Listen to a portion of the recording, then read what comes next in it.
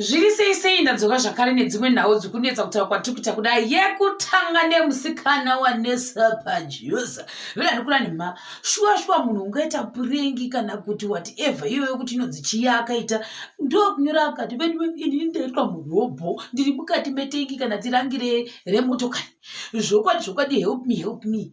Saka uyu vanhu vari kutanzi wangada kuwana attention kubva kuna chimondi ex wake. Saka hatina kuita saizvozvo ndobva vanhu hanzi nyaya yaparara paindaneti. Vanhu ndokuinda vamwe ndokumbuka na 11 usiku vanoshanda kune zvekutiresa idzo vachitsvaga kuti wagomisira kushare status yake papi vachiinda kwese kuya kwose kwaita kuti ndapakandikana kuti ndakudii kwese vagoenda vagomudza mwana kuenda kuofisi kunosangana kuya kusvika vakonozwa kuti munhu uri papi ndokusvika vazotsvagawo vakuru vanhu vangasingareshi pangwanyira vanhu roonde vakati hanzi sitakasa fuel more than 300 tikazobva tikaisa airtime more than 200 tikazobva tikazobhadhara mapurisa kuti atibatsire each either 1500 rands.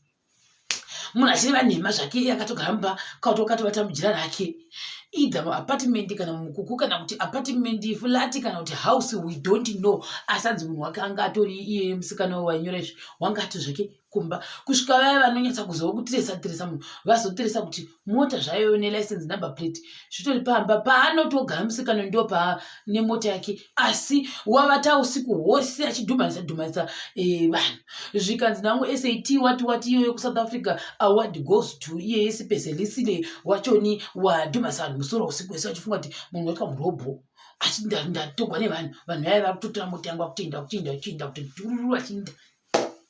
Saka vanhu havakakwanisa kuti why would you use us like that? Mona manje waita kuti South Africa yese imire igare usiku hwese vachititsvaga kuti uripi orimba uda kuti one attention ya ex-boyfriend wako. What kind of nonzonzo city is that? I don't know. Tochibva ipapo tinoda kuti hanzi wakazofuma ndofunga waenda ke kundozvidhiraivha ugakaenda kupolisi kunotaura kuti aiwa ndanditori pahangu ndinokumbira rege ndofunga ndozviniketa ndada kuwana attention yechimondi chakandiramba saka handina kuiwana attention. Wakazowana attention yeJoni yose yeSouth Africa yose. Imagine kuti Pretoria, Durban, Kapa, Mpumalanga, Lesotho, unonzi Limpopo, vese Free State, Broom State, vese vanhu vakava vasina kukusha kuti toita zvekuita sei kuti mwana uyu awanikwe pari since ashandisa foni yake. Vamwe vakati aiwa matakoniwa kuva munhu uyu wawanikwa asi washandisa chifoni yake wagona kushandisa foni yake kuti vanhu vamutireki. Asi zvokunzi nepapa panzi nhema wanga ari pamba pavo hazvina kushata. Tochibva ipapo toinda zvakare definitely pane nhau yana BGM ameuti ichapererepi nhau iyi zvokwadi vhiki rino ratopera kuti nenyaya na BGM ichingongenga achikuzonakizaka.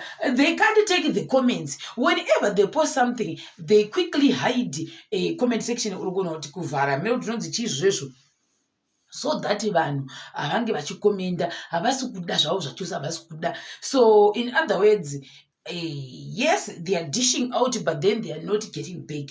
Some of the people they're saying, yo, why are you siding with him? Just at least it's better to support someone when that person actually down. And also when the person is trying to open up to people, why would you also fight kuti yes,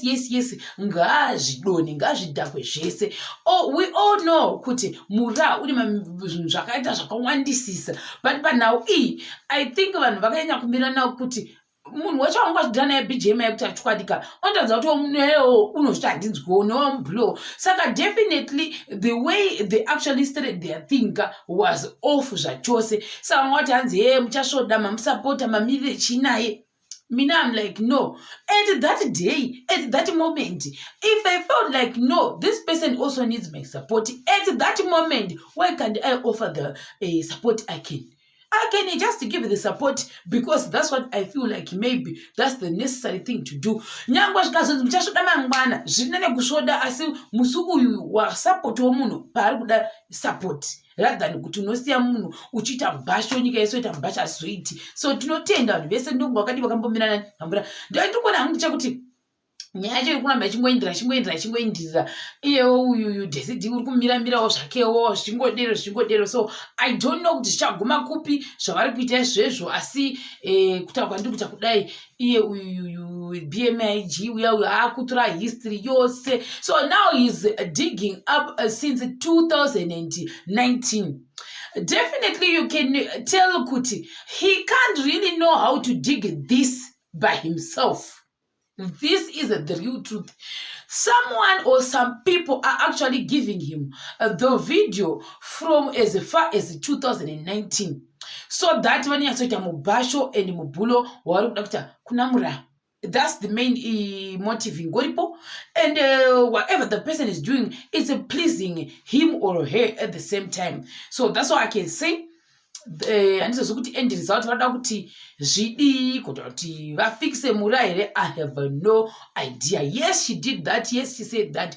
But then zvatongowo pachena kuti definitely kune mamwe masimba ndofunga arikutosei ari kubva enda nomupa kuti iwe posta izvi papeji pako. So all those things zvese ari kubva waposta angazviziva sei kuti nhasi ndanetsa naningi or boss aitaura neshonaka vangazviziva sei kuti nhasi wanetsa naningi ipapapo mavhidhiyo ese wayo. So it's kind of obvious ndozvikuitika. Mamwe mapeji wakanyora list rekuti makanetsana ningi iwo ndo wega corrected. Yes, she was wrong, whatever zvacho zvinonge zvitaurwa nevanhu, but then we are just saying kuti, and then if you actually pull her down like that, then what at the end of the day? I have no idea. Even in Yangoshkanzi, Nasi, Davasaputambura, Mangona Kandishauda, definitely that's not going to change anything, because at least at that time or at that moment when she was down, when some people were trying by all means to bring her down, it didn't work like that. So that's what I can say. And then zvichingoramba zvichingopisa zvichingoenda sikazi kuti kana kwava kumakoti nekumaloya zvichafamba sei ikokoko. Saka mumwe nomumwe ari kupeswa. Saka kuda kuti musuwo ndozvavada kuzama kuti kuda vange vachiita panguva ino, which is I don't know what exactly. Mona tochibva ipo tienda panyaya yani yaNelia Kadungure uyu hashanzi yabringi nhimbi. Onyora status ndo iri kucirculate. Konzi the status for the people. Wamutesa kuti nyaya manuduzi. Ndaani manuduzi angati samonyora pa status apa. Akati ngasa wakati tosangana kukoti. Ndo interpretation ndawana. Tinosangana yes mangwana na 10 AM. But andikuta zvakawanda. Inini manje I'm still confused kuti Nelia wanesa nani?